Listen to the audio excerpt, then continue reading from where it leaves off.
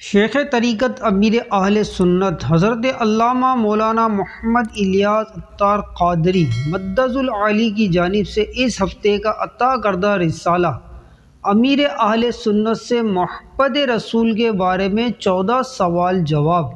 رسالہ مکمل سنیے اور دعائے عطار میں شامل ہو کر خوب فیض و برکات حاصل کیجیے۔ الحمدللہ رب العالمین والصلاة والسلام علی خاتم النبیین، اما بعد فاعوذ باللہ من الشیطان الرجیم، بسم اللہ الرحمن الرحیم۔ امیر اہل سنت سے محبت رسول کے بارے میں 14 سوال جواب۔ دعائے خلیفہ عطار۔ یا رب مصطفیٰ، جو کوئی 14 صفحات کا رسالہ امیر اہل سنت سے محبت رسول کے بارے میں 14 سوال جواب پڑھ یا سن لے، اسے محبت رسول میں تڑپنے والا دل اور عشق نبی میں آنسو بہانے والی آنکھیں عطا فرما، اور اس کی ماں باپ سمت بے حساب مغفرت فرما، آمین بجاہ خاتم النبیین صلی اللہ تعالی علیہ وسلم۔ درود شریف کی فضیلت۔ فرمان آخری نبی صلی اللہ تعالی علیہ وسلم، جو مومن جمعہ کی رات 2 رکعت اس طرح پڑھے کہ ہر رکعت میں سورہ فاتحہ کے بعد 25 مرتبہ قل هو اللہ احد پڑھے، پھر یہ درود پاک صلی اللہ علی محمد النبی الامی 1000 مرتبہ پڑھے تو آنے والے جمعہ سے پہلے خواب میں میری زیارت کرے گا، اور جس نے میری زیارت کی اللہ پاک اس کے گناہ معاف فرمائے گا۔ مندرجہ بالا درود شریف کے فضائل میں شیخ عبدالحق محدث دہلوی رحمۃ اللہ علیہ نقل کرتے ہیں، جو شخص جمعے کے دن 1000 بار یہ درود شریف پڑھے گا تو وہ سرکار مدینہ صلی اللہ تعالی علیہ وسلم کی خواب میں زیارت کرے گا یا جنت میں اپنی منزل دیکھ لے گا۔ اگر پہلی بار میں مقصد پورا نہ ہو تو دوسرے جمعہ بھی اس کو پڑھ لیں، انشاءاللہ 5 جمعوں تک اس کو سرکار مدینہ صلی اللہ تعالی علیہ وسلم کی زیارت ہو جائے گی۔ صلو علی الحبیب صلی اللہ علی محمد۔ سوال: پیارے نبی صلی اللہ تعالی علیہ وسلم سے کتنی محبت کرنی چاہیے؟ پیارے آقا صلی اللہ تعالی علیہ وسلم سے اپنے ماں باپ، آل اولاد اور ہر پیاری چیز سے بڑھ کر محبت کرنا ضروری ہے۔ ہر جمعے کو آپ خطبات رضیہ میں سنتے ہوں گے، الا لا ایمان لی من لا محبت لہ، یعنی خبردار اس کا ایمان نہیں جس کو سرکار صلی اللہ تعالی علیہ وسلم سے محبت نہیں۔ محبت غیر کی دل سے نکالو یا رسول اللہ، مجھے اپنا ہی دیوانہ بنا لو یا رسول اللہ۔ سوال: اعلیٰ حضرت رحمۃ اللہ علیہ کے عشق رسول کے بارے میں کچھ فرما دیجئے۔ جواب: اعلیٰ حضرت رحمۃ اللہ علیہ عشق رسول میں بے مثال تھے۔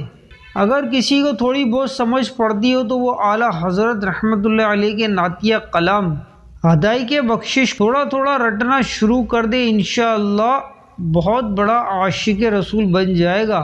جس شے کو سرکار صلی اللہ تعالی علیہ وسلم سے نسبت حاصل ہے، اعلیٰ حضرت رحمۃ اللہ علیہ اس شے کا ادب فرماتے ہیں، یہاں تک کہ آپ رحمۃ اللہ علیہ مدینہ منورہ کے کتے کا بھی ادب فرماتے ہیں، اور اس حوالے سے آپ رحمۃ اللہ علیہ نے ہدایت البخشش میں اشعار بھی لکھے ہیں۔ چنانچہ ایک مقام پر آپ رحمۃ اللہ علیہ فرماتے ہیں، رضا سگے طیبہ کے پاؤں بھی چومے تم اور آہ کہ اتنا دماغ لے کے چلے۔ اس اشعار میں اعلیٰ حضرت رحمۃ اللہ علیہ اپنے آپ کو مخاطب کر کے ارشاد فرما رہے ہیں، اے رضا، کبھی تو نے مدینے کے کتے کے پاؤں بھی چومے ہیں؟ تجھے اتنی سمجھ نہیں کہ مدینے کے کتے کے پاؤں چومے جاتے ہیں؟ بعض عقل مندوں کی سمجھ میں ایسے اشعار نہیں آتے جس کے باعث وہ تنقید کرنے لگتے ہیں۔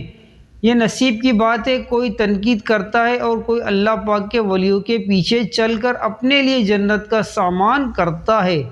جب اعلیٰ حضرت رحمۃ اللہ علیہ مدینے کے کتے کا اتنا ادب کرتے ہیں تو مدینے کے ساتھ نسبت رکھنے والے دیگر جانوروں کا کتنا ادب کرتے ہوں گے۔ پھر جو مدینے والے سے نسبت رکھتے ہیں جیسے صحابہ کرام رضی اللہ تعالی عنہم، اہل بیت اطہار اور سعادت کرام، ان کا کتنا ادب و احترام کرتے ہوں گے۔ عام لوگ سادات کرام کا اتنا ادب کرتے ہیں یہ مجھے پتہ ہے، اور آپ کو بھی اس کا تجربہ ہوگا۔ الحمدللہ دعوت اسلامی والے سادات کرام کا بڑا ادب کرتے ہیں، اور یہ سارا ادب میرے آقا اعلیٰ حضرت رحمۃ اللہ علیہ کے فیضان سے تقسیم ہوا ہے۔ سنیوں کے دلوں میں جس نے تھی شمع عشق رسول روشن کی، وہ حبیب خدا کا دیوانہ، وہ کیا بات ہے اعلیٰ حضرت کی۔ سوال: جس کو مدینے جانے کی تڑپ نہ ہو اور نہ ہی اس کا دل ہجر نبی صلی اللہ علیہ وسلم میں غمگین ہوتا ہو تو وہ کیا کرے؟ جواب: جس کو سرکار مدینہ صلی اللہ تعالیٰ علیہ وسلم کے عشق میں رونا نہ آتا ہو، غم کی کیفیت پیدا نہ ہوتی ہو، تو وہ بکوشش رونے جیسی شکل بنائے کہ اچھوں کی نکل بھی اچھی ہے، مگر یہ رونا ریاکاری کے لیے نہ ہو۔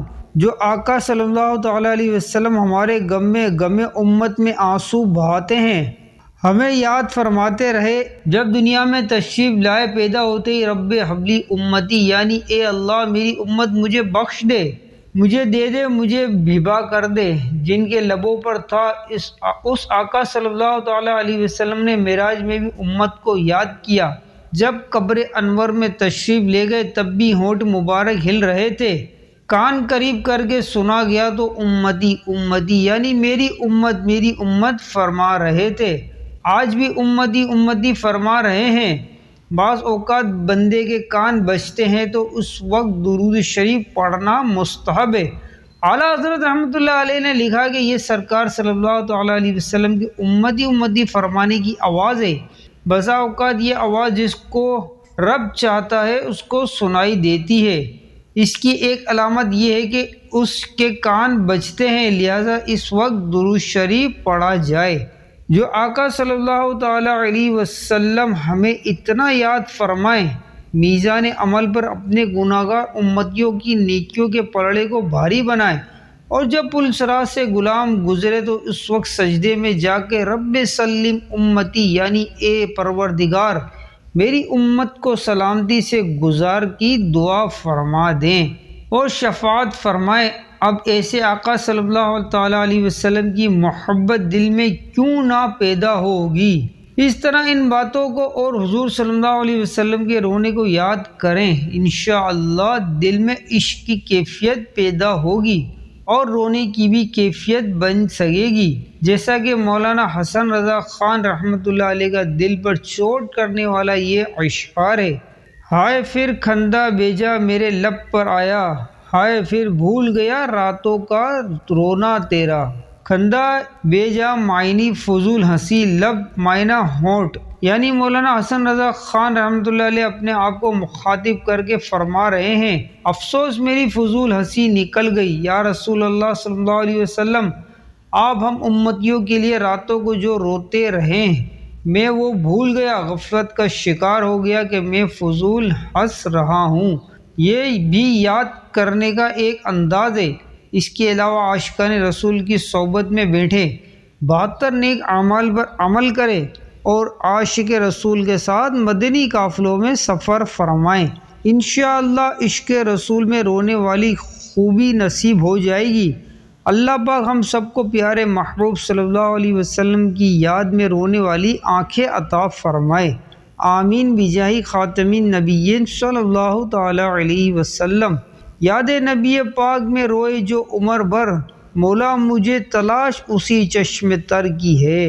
سوال: میں ایک بیکری میں کام کرتا تھا، وہاں پر 12 ربیع الاول کے مہینے میں نالین پاک کے کیک بنائے جاتے تھے۔ بعض کیکوں کے اوپر اللہ یا محمد صلی اللہ علیہ وسلم نام لکھا جاتا تھا۔ لوگ ان کیکوں کو گھر لے جا کر چھری سے کاٹ دیتے تھے۔ میرا سوال یہ ہے کہ ایسا کرنا ٹھیک ہے یا غلط؟ نیز نام لکھنے والوں کو بھی گناہ ہو سکتا ہے یا نہیں؟ کیک پر لکھنے کے تعلق سے کئی بار عاشقان رسول کو سمجھایا گیا ہے، بہت سے لوگ اب ایسا نہیں کرتے، اور جو اب بھی ایسا کرتے ہیں تو انہیں سمجھانا چاہیے کہ جس پیارے نبی صلی اللہ علیہ وسلم کا نام چومتے ہیں، فریم کروا کر لگاتے ہیں، ان کے نام پر جان قربان کرتے ہیں، اور پھر اسی مقدس نام کو کیک پر لکھوا کر ہاتھ میں چھری پکڑ لیتے ہیں۔ آپ کے عشق کو کیا ہو گیا ہے؟ سوچے تو صحیح، آپ کیا کرنے لگے ہیں؟ مجھے تو یہ بولتے ہوئے بھی مزہ نہیں آ رہا کہ میں لفظ میں اسے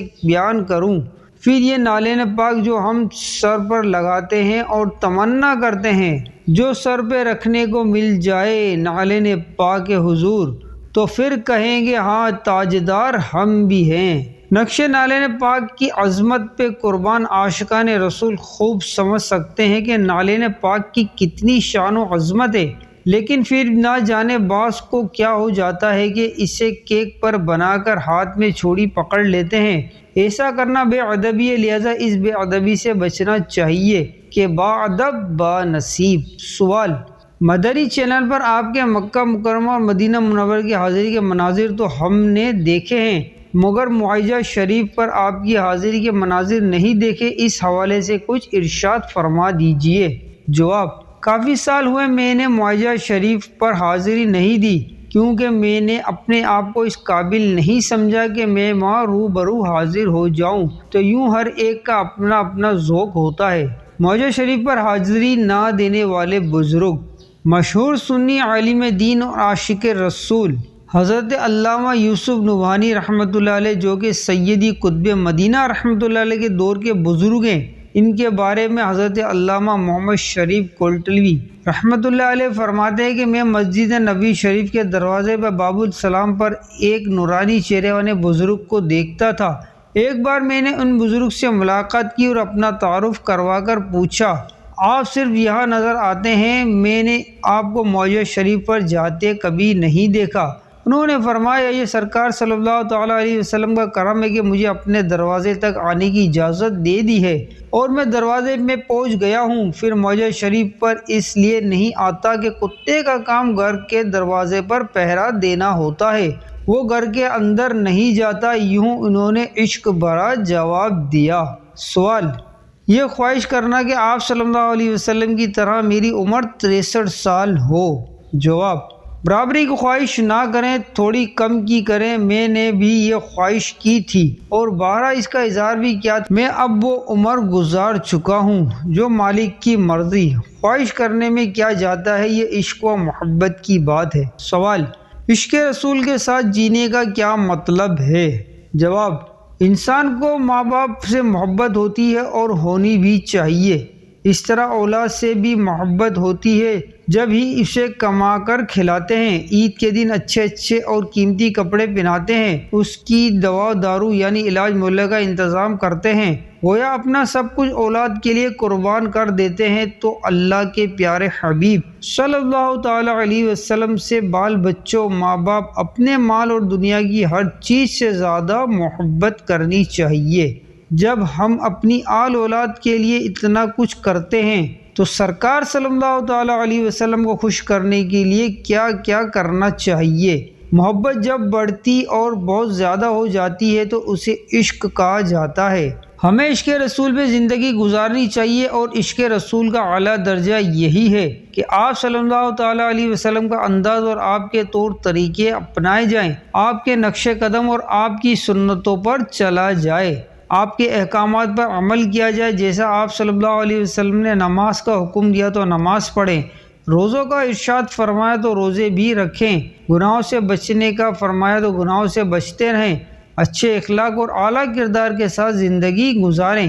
یہ سب چیزیں کرنے والا عملاً بھی عاشق رسول ہے، ورنہ جو گناہ گار ہے وہ بھی عاشق رسول ہو سکتا ہے۔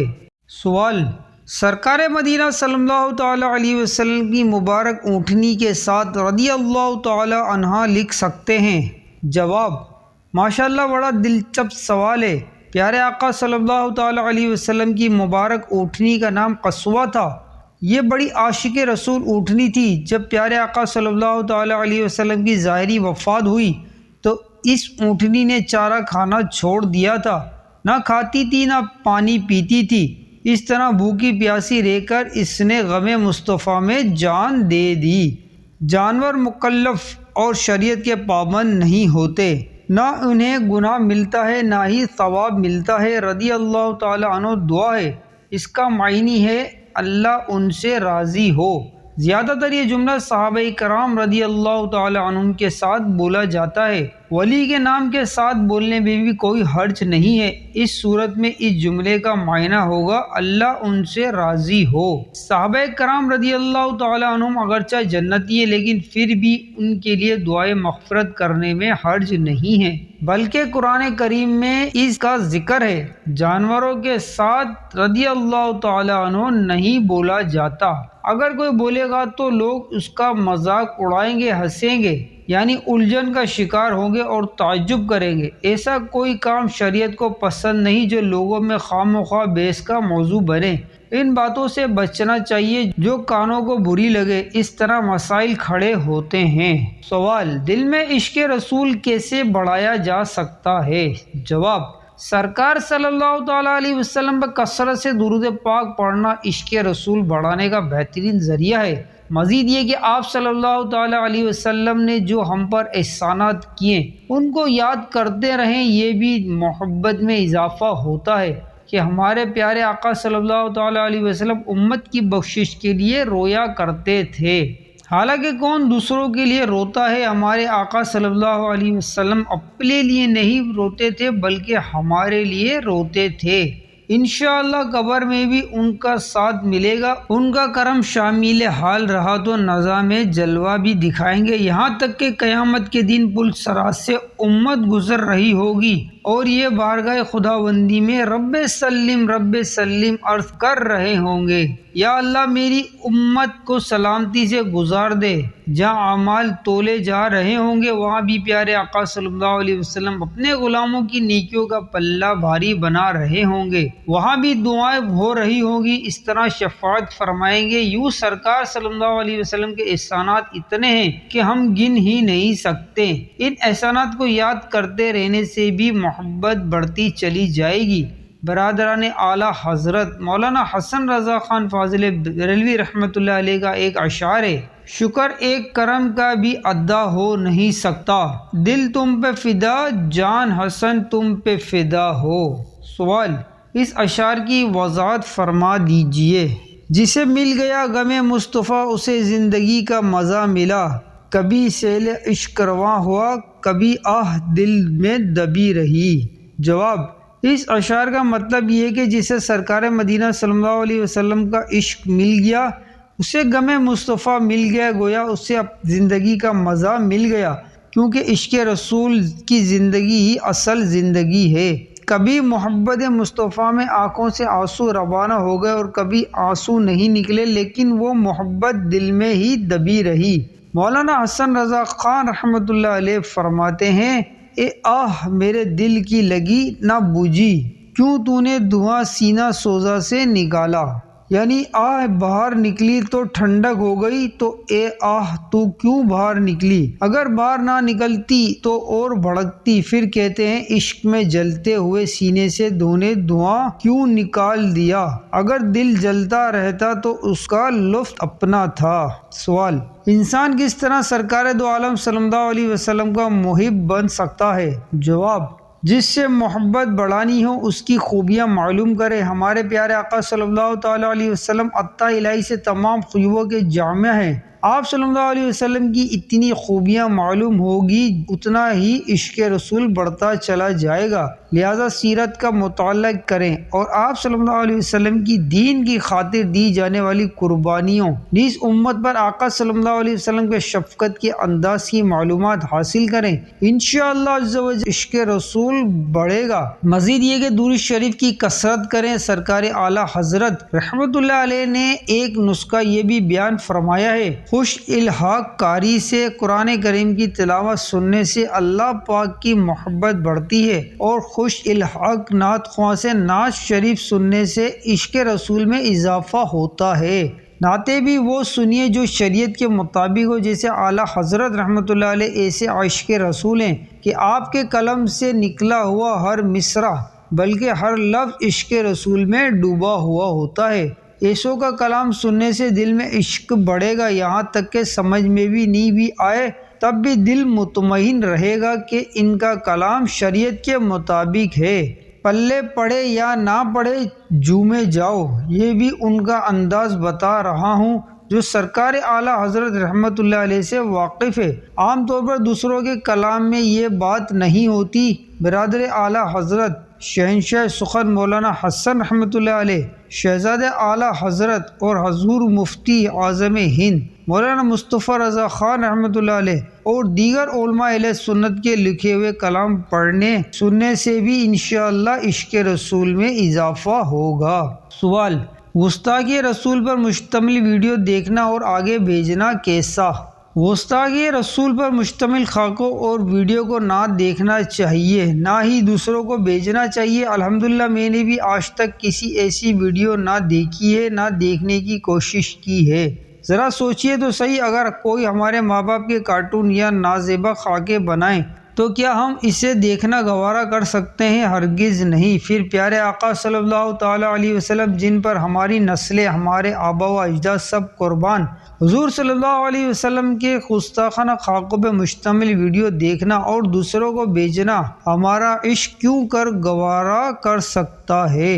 ہم تو پیارے آقا صلی اللہ علیہ وسلم کی تعریف ہی سنتے ہیں، ذرا سی بھی کمزور بات سننے سے ہمارے کان بہرے ہیں، کیونکہ محبوب کی صرف خوبیاں دیکھی جاتی ہے، اور ہمارے محبوب تو ایسے ہیں جن میں خوبیوں کے سوا کچھ ہے ہی نہیں۔ اعلیٰ حضرت رحمت اللہ علیہ فرماتے ہیں، وہ کمال حسن حضور ہے کہ گمان نقص جہاں نہیں، یہی پھول خار سے دور ہے، یہی شمع ہے کہ دھواں نہیں۔ سوال: جب نبی پاک صلی اللہ علیہ وسلم کا نام آتا ہے تو انگوٹھے کیوں چومے جاتے ہیں؟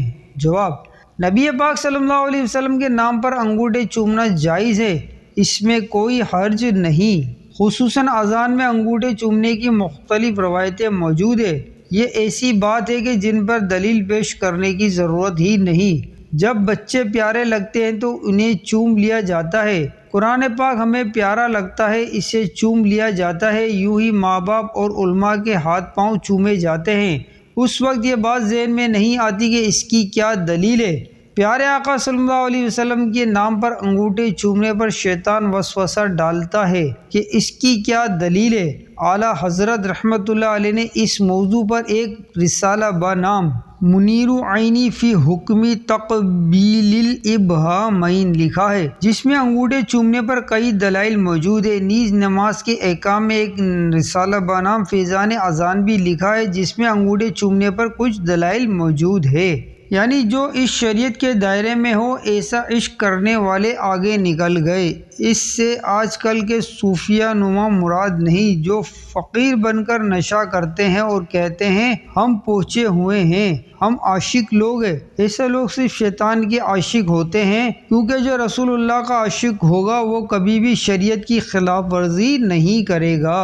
سوال: فی زمانہ بدقسمتی سے ہمارے پیارے آقا صلی اللہ تعالیٰ علیہ وسلم کے معاذ اللہ گستاخانہ خاکے بنا کر دنیا بھر کے مسلمانوں کے جذبات کو ٹھیس پہنچائی جا رہی ہے۔ یہ ارشاد فرمائیے کہ ہم ان خاکوں کے بنانے والے بختوں کا کس طرح بائیکاٹ کریں، اور ایسا کون سا عمل کریں جو ہماری تسکین کا سامان ہو جائے۔ مسلمان عملی طور پر کمزور ہوتے جا رہے ہیں اور گستاخان رسول نہیں چاہتے کہ مسلمان عملی طور پر مضبوط ہو، لہٰذا ہمیں ان کا عملی بائیکاٹ کرنا چاہیے۔ اگر ذہن بنے تو دنیا بھر میں فیضان عشق رسول کے نام سے مساجدیں بنائیں اور گستاخوں کو بتا دیں کہ تم جتنی گستاخیاں کرو گے انشاءاللہ ہم اتنی ہی زیادہ مسجدیں بنائیں گے اور انہیں آباد کر کے تمہارا عملی بائیکاٹ کریں گے۔ نیز اگر ہو سکے تو آئندہ جو جامعۃ المدینہ قائم ہو، ان میں سے بعض کے نام بھی یہی رکھے جائیں۔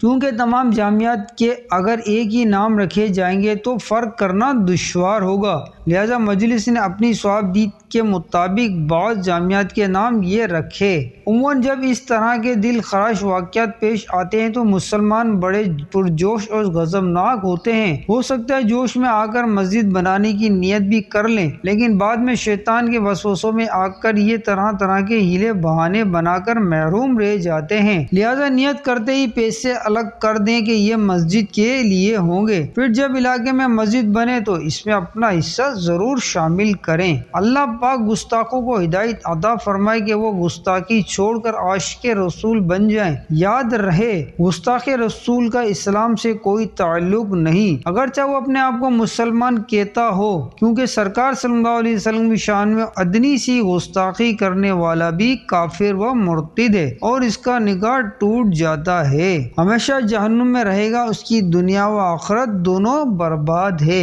صلو علی الحبیب صلی اللہ تعالی علی محمد صلی اللہ تعالی علیہ وسلم۔